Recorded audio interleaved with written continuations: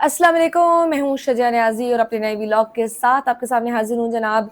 कुछ political developments लेकर आई हूँ, कुछ इमरान खान साहब के केसेस के हवाले से अदालतों में क्या-क्या अपडेट्स हुई हैं, क्या मज़ीद नई कार्रवाई की गई है, उस हवाले से भी हम आपको बताएँगे जनाब। और कुछ जो हम ये जो बाज़गश्त हो रही थी, कुछ न्यूज़ चल रही थी कि जी इमरान खान साहब को कहीं अडयाला जेल से इधर-उधर कहीं मूव कराया गया है, उस हवाले से भी मज़ीद कुछ ख़बरें हमारे सामने आई हैं, वो भी हम बात करेंगे। और ना सिर्फ ये बल्कि आपके साथ आगे हम बात करेंगे काबीना की रद्द-ओ-बदल में। कल मैंने अपनी छोटी सी एक वीडियो भी बनाई थी, फेसबुक पर मैंने लगाई थी, उस हवाले से भी हम बात करेंगे। फिर फैसल वाटवा और राना सनाउल्लाह की भी आपस में एक दूसरे के साथ कुछ जुमलों का तबादला ख्याल है, उन्होंने इधर से जुमलों का वार किया और फिर इन रिटर्न राना सनाउल्लाह साहब ने क्या रीज़न दिया है कि फैसल वाटवा साहब क्यों आजकल इतना ज़्यादा बोल रहे हैं, तो ये सारी चीज़ें भी मैं आपको बताऊंगी। और इसके अलावा जनाब एक और बड़ा ख़तरनाक किस्म का बिल भी सेनेट में पेश होने वाला है, वो क्या बिल है और किस किस्म का एक और जुल्म शहरियों पर होने जा रहा है, वो भी मैं आपसे डिस्कस करूंगी। तो सबसे पहले हम बात करते हैं सुप्रीम कोर्ट में अहम केसेस के हवाले से और जेल मुलाकातों के इस्लामाबाद हाई कोर्ट के फैसले पर अमल दरामद ना करने के खिलाफ तौहीन अदालत की दरख्वास्तों पर सुप्रीम कोर्ट ने superintendent Adiala jail, home secretary Punjab, advocate general Islamabad और एडवोकेट जनरल पंजाब को नोटिस जारी कर दिया है और किसी की मजीद समात, और उन्होंने कहा है कि केस की मजीद समात 3 हफ्तों के लिए मुलतवी कर दी हुई है। और इसके अलावा इमरान खान साहब को अल-शिफा हॉस्पिटल एडमिट करने, अपने वकला से मिलने और उनकी फैमिली मेम्बर से मिलने और ज़ाती मौलेज की रसाई के हवाले से इस्लामाबाद हाई कोर्ट के फैसले के खिलाफ अपील में सुप्रीम कोर्ट ने आज ही इमरान खान की जानिब से वकालतनामा जमा कराने की हदायत दी है और साथ केस जल्द मुकर्रर करने की अजीज़ भंडारी की इस्तदा भी ऑर्डर में लिख दी है। जस्टिस मोहम्मद अली मज़र साहब ने ये कहा है कि अगर आप जल्द केस लगवाना चाहते हैं तो जल्द समात की दरख्वास्त दायर कर सकते हैं, क्योंकि ये बेंच आइंदा हफ्ते दस्तयाब नहीं होगा। तो जनाब ये तो आपको मैंने कार्रवाई बता दी इमरान खान साहब के केसेस के हवाले से, उनसे मुलाकात के हवाले से, उनके इलाज मुआलजे के हवाले से, और कि भाई उनकी फैमिली की रसाई मिलनी चाहिए और उनके ज़ाती मुआलिज की उन तक रसाई होनी चाहिए। इस हवाले से जो हाई कोर्ट के ख़िलाफ़ तौहीन अदालत का केस वो लेके गए हैं सुप्रीम कोर्ट में, तो अब सुप्रीम कोर्ट ने ये कह दिया हुआ है जनाब कि केस लगवाना चाहते हैं तो जल्द समात की दरख्वास्त भी दायर करना होगी, क्योंकि ये बेंच आइंदा आने वाले हफ्तों में अवेलेबल नहीं होगा। तो ये जनाब है इमरान खान साहब की खुफिया अस्पताल मुंतकली की जो अहम मुलाकात का इंकशाफ हुआ था। हमने ये सहाफ़ी नईम अशरफ भट्ट ने रिपोर्ट किया है और वो कहते हैं कि जिस ज़राए के मुताबिक 11 और 12 जून के दरमियानी रात एक गैर मामूली पेशरफ्त सामने आई थी, जब एक जानिब रहनुमा इमरान खान की मुमकिना आमद के इंतज़ार में हमने देखा कि पिम्स और अल-शिफा अस्पताल के इतराफ़ में मौजूद रहे, तो दूसरी जानिब उन्हें खामोशी से अल-शिफा इंटरनेशनल हॉस्पिटल रावलपिंडी मुंतकिल कर दिया गया। ये जनाब नईम अशरफ भट्ट साहब की एक रिपोर्ट है, वो ये क्लेम कर रहे हैं कि जो मैंने आपसे अपने व्लॉग में भी शेयर किया था कुछ दिन पहले 11-12 के दरमियान के कुछ इस तरह की पेशरफ्त रिपोर्ट हुई थी और हमने देखा था कि एआरवाई ने सबसे पहले ये खबर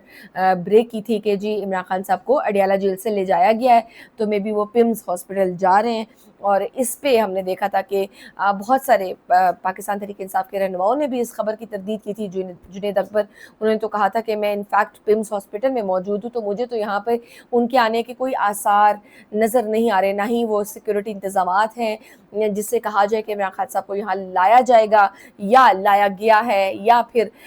वो जा चुके हैं। तो इस तरह के कोई हमें इस तरह के कोई साइंस नज़र नहीं आ रहे। फिर हमने देखा कि शिफा हॉस्पिटल के बारे में भी उन्होंने कहा कि भी यहाँ पर भी वो नहीं आए। तो अब ये खबर वो कह रहे हैं कि नहीं जनाब, वो बड़ी खामोशी से उनको अल-शिफा इंटरनेशनल हॉस्पिटल रावलपिंडी इमरान खान साहब को इलाज के लिए मुंतकिल कर दिया गया था। उस रात ज़राए का दावा है कि अस्पताल में इमरान खान साहब का तिब्बी मुआयना भी किया गया है, जबकि इस मौके पर उनकी एक अहम शख्सियत से मुलाकात भी हुई है। मुलाकात के दौरान होने वाली गुफ्तगू और उसके असरात के बारे में ताहाल कोई बाज़ाब्ता तफसीलात सामने नहीं आ सकी कि क्या डिस्कशन हुई है, वो अहम शख्सियत کون ہو سکتی ہیں, کیا بات چیت ہوئی ہے اور آگے اس کے کیا اثرات ہیں, ابھی تک یہ چیزیں کھل کر سامنے نہیں آئیں. لیکن یہ ذرائع کا دعویٰ ہے کہ جناب عمران خان صاحب کو وہاں منتقل کیا گیا تھا اور وہاں ان کی بڑی اہم شخصیت سے ملاقات بھی ہوئی. لیکن یہ بات کلیئر ہے کہ جس رات عمران خان صاحب کو شفا انٹرنیشنل ہاسپٹل لے کر جایا گیا اور تحریک انصاف کے رہنما پمز پہنچے, اسی رات ہی عمران خان صاحب کو اسپتال لایا گیا ہے. لیکن الشفا ہاسپٹل اور ایک اور خبر یہ بھی تھی کہ ایک اوورسیز کا وفد جو کہ عمران خان صاحب اور اسٹیبلشمنٹ کے درمیان مذاکرات کرا رہا ہے, کوشش کر رہا ہے. ہم نے دیکھا کہ اس سے پہلے بھی کچھ عرصہ پہلے بھی ایک اوورسی کا وفد باہر سے آیا تھا اور انہوں نے کوشش کی تھی ایک, اور وہ عمران خان صاحب سے بھی ملے تھے, لیکن سننے میں آیا تھا کہ عمران خان صاحب نے ان کی بات نہیں مانی تھی, تو کوئی معاملات طے نہیں ہو پائے تھے. تو اب پھر سے جناب کاوشیں ہو رہی ہیں اور وہ یہ بیک ڈور مذاکرات چل رہے ہیں, اور وہ یہ ہو رہا ہے کہ جناب مے بی وہ وفد بھی جس دن یہ ملاقات ہوئی ہے ایک اہم شخصیت کی اور عمران خان صاحب کو منتقل کیا گیا الشفا انٹرنیشنل ہاسپٹل میں, تو وہاں وہ اوورسیز کا وفد بھی وہاں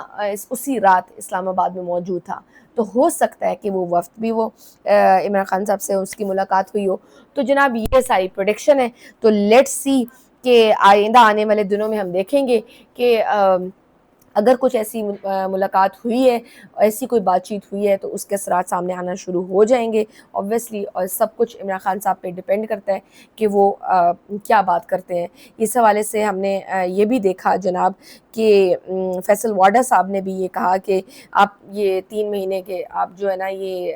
آپ بس بجٹ پاس کروائیں اس کا بل اور کام چلاؤ, آپ کی ملاقات بھی کروا دی جائے گی. یہ ندیم ملک کے پروگرام میں شفیع جہاں صاحب بھی بیٹھے ہوئے تھے, تو ان کو یہ انہوں نے آن اسکرین فیصل واڈا صاحب نے کہا کہ آپ کی ملاقات بھی کروا دی جائے گی, اگر اپنے لیڈر سے محبت ہے تو یہ منظور کر لیں. تو اس پہ ندیم ملک نے پوچھا کہ ان کو کسی نے ڈیل دی ہے, کوئی مطلب پی ٹی آئی کو کوئی ڈیل دے رہا ہے, تو انہوں نے کہا کہ میں ڈیل دے رہا ہوں, میں یہ ڈیل دی ہے, اگر ان کو عمران خان سے محبت ہے ڈیل لے لیں, 1 یا 2 سال کی ڈیل کر لیں. تو جناب ندیم ملک صاحب نے کہا کہ آپ کی ڈیل سے تو بے شک ادھر جاتا ہے, یعنی جن کے آپ زیادہ قریبی ہیں یہ تو ایسے جاتا ہے کہ ان کی طرف سے یہ شاید ڈیل آفر کی جا رہی ہے. مزید انہوں نے کہا کہ جی فیصل واڈا صاحب نے کہ سہیل آفریدی کی کرسی خطرے میں ہے, پی ٹی آئی میں اکثریت ایسے لوگ ہیں جو چاہتے ہیں کہ عمران خان صاحب جیل کے اندر ہی موجود رہیں. مزید فیصل واڈا صاحب آپ نے دیکھا تھا کہ رانا ثناءاللہ صاحب طلعت حسین کے شاید پروگرام میں بیٹھے ہوئے تھے, اور ان سے جب انہوں نے پوچھا کہ بھئی یہ فیصل واڈا صاحب کیا آپ کے خلاف اتنی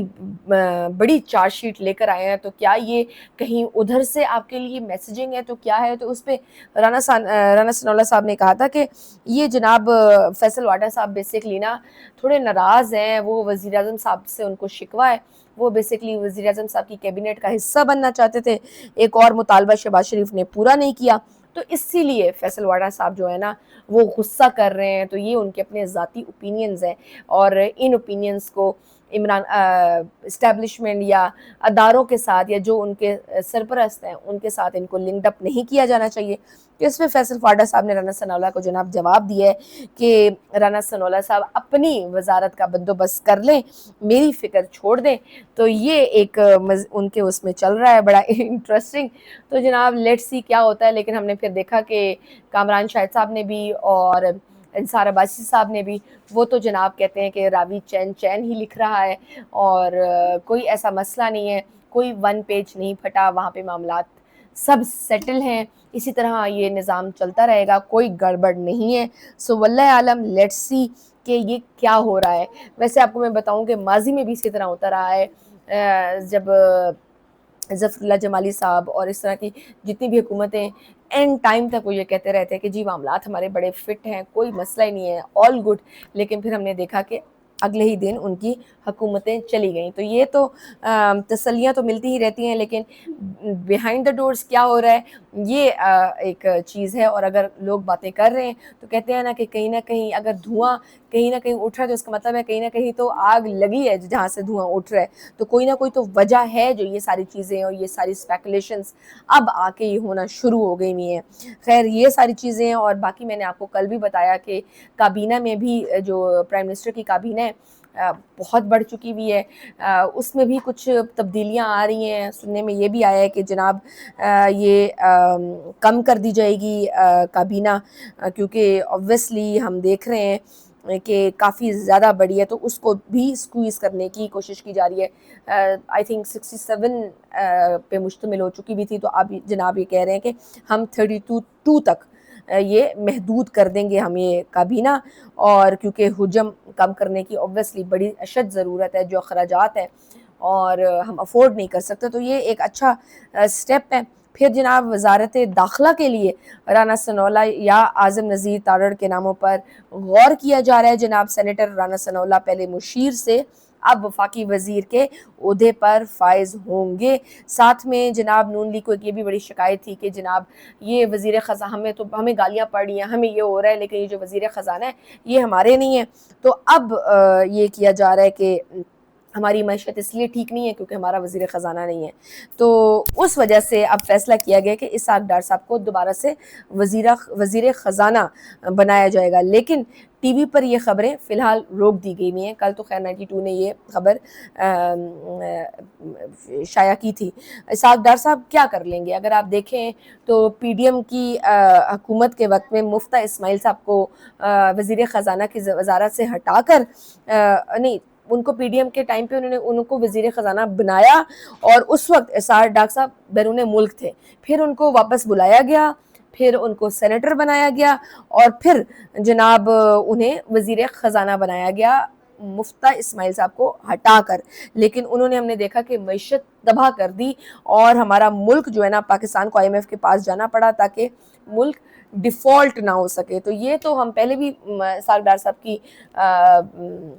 پرفارمنس دیکھ چکے ہیں. اب وہ آ کے ایسا کیا نیا کریں گے, یا کون سی ان کے پاس اب جادو کی چھڑی آ گئی ہے کہ اب جب وہ آ جائیں گے تو کچھ چیزیں بہتر کر لیں گے. تو خیر یہ چیزیں. اس کے علاوہ ایک اور ہم پیش رفت یہ دیکھنے میں آئی ہے کہ محسن نقوی صاحب کو وزیر خارجہ کا قلمدان سونپنے جانے کی تیاری کی جا رہی ہے, کیونکہ آپ نے بھی دیکھا ہوگا کہ حالیہ ایران اور امریکہ کشیدگی میں کے درمیان مذاکرات میں اسحاق ڈار کی بجائے محسن نقوی صاحب بارہا ایران گئے, ایران کے انہوں نے دورے کیے, اور انہوں نے وہ فرائض انجام دیے جو کہ اسحاق ڈار صاحب کو انجام دینے چاہیے تھے. تو یہ ہم نے دیکھا کہ وہ فیلڈ مارشل صاحب کا پیغام انہوں نے پہنچایا. تب بھی یہ سوال کیا جا رہا تھا کہ محسن نقوی جو وزیر داخلہ ہیں وہ کیوں ایران کے دورے کر رہے ہیں, جبکہ یہ کام تو اسحاق ڈار صاحب کا ہے. تو اب ان کو جی آفیشیلی جناب اب یہ کہہ رہے ہیں کہ آپ کو ان کو وزیر خارجہ بنا دیا جائے گا. تو یہ ساری سچویشن ہے جو میں نے آپ کے ساتھ شیئر کرنی تھی کہ یہ چینجز کچھ ایکسپیکٹڈ ہے. اس کے علاوہ حکومت ایک اور بڑا خطرناک بل پیش کرنے جا رہی ہے جناب. وہ بل یہ کہتا ہے کہ سائنس اور ٹیکنالوجی کی جو وزیر ہے شزہ فاطمہ خواجہ, وہ انہوں نے بڑا حیرت انگیز ترمیمی بل اسمبلی سے تو انہوں نے پاس کروا دیا ہے. اب وہ بل جناب سینٹ میں موجود ہے. سینٹ میں وہاں پہ پیپلز پارٹی کی پلوشہ ہیں, نون لیگ کے افنان اللہ ہیں, اور ایک دو اور لوگ ہیں. انہوں نے پھر اعتراض اٹھایا, انہوں نے کہا کہ یہ کیا بل ہے, جس کے بعد جی وہ یہ بل کے تحت جناب یہ ہے کہ ٹیلی کمیونیکیشن کمپنیاں کسی کی بھی ذاتی جائیداد, گھر, دکان, پلاٹ یا جگہ 30 دن کے نوٹس پر خالی کرا کر اپنے ٹاورز مشینری لگا سکتی ہیں, اور انکار کی شکل میں 5 کروڑ جرمانہ شہریوں پر ہوگا. جناب یہ تفصیلات ہیں اس بل کی, اور اس بل کا پاس ہو جانا اوبویسلی ایک بہت بڑا جرم ہو جانا تھا, لیکن ابھی یہ سینٹ میں موجود ہے. آئی ڈونٹ نو, مطلب کوئی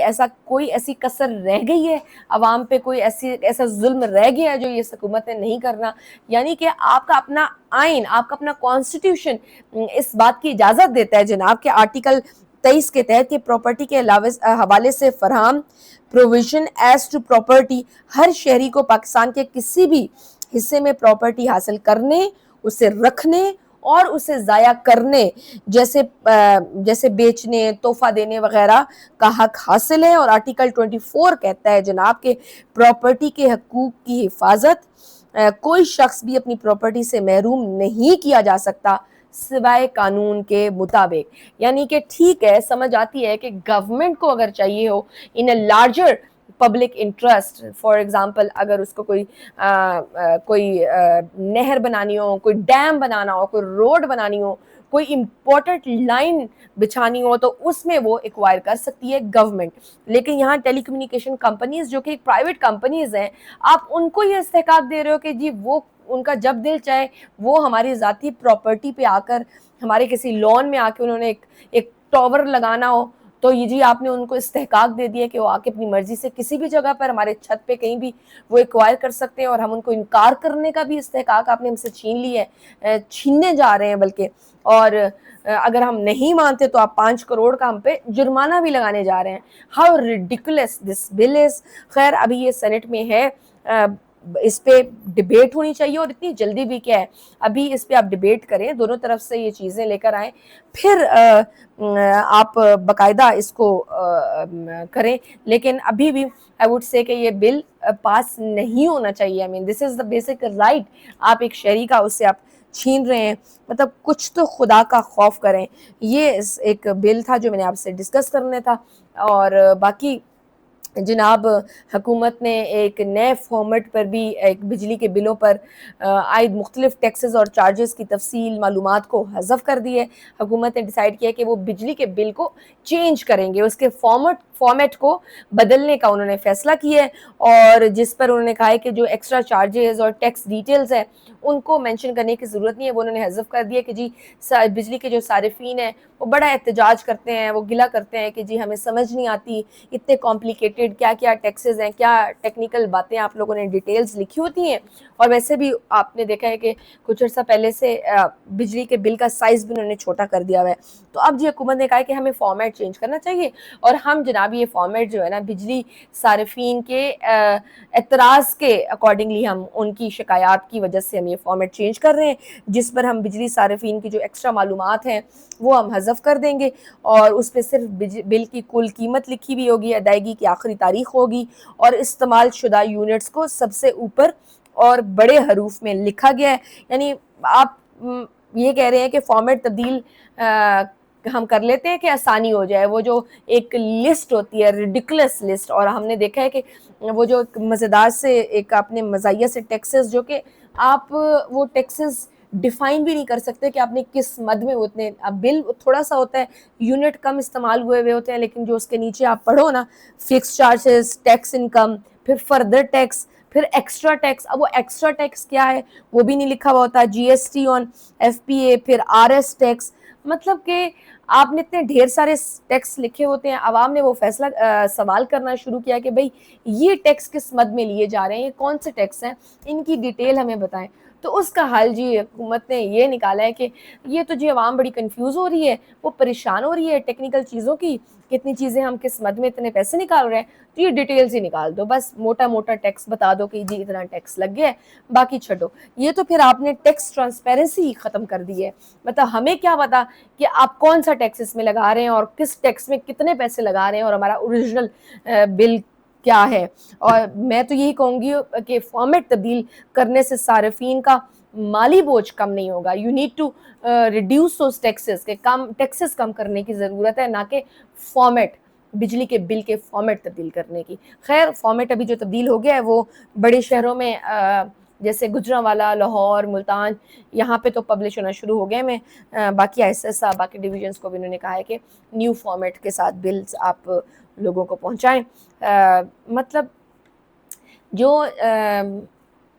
صحیح طریقے سے جو عوام کو ریلیف دینے, true sense relief in true sense دینے کی بات ہے, اس پہ بات نہیں کرنی. یہ عجیب سی کہ جی وہ کلیئرٹی نہیں ہے,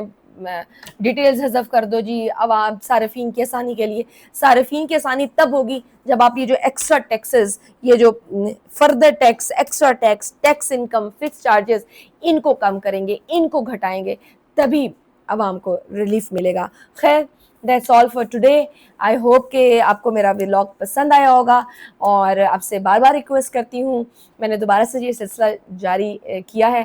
تو اگر آپ چاہتے ہیں کہ میں اسی طرح سے بناتی رہوں تو میرے چینل کو ضرور سبسکرائب کریں, شیئر کریں. اجازت دیجیے, اللہ حافظ.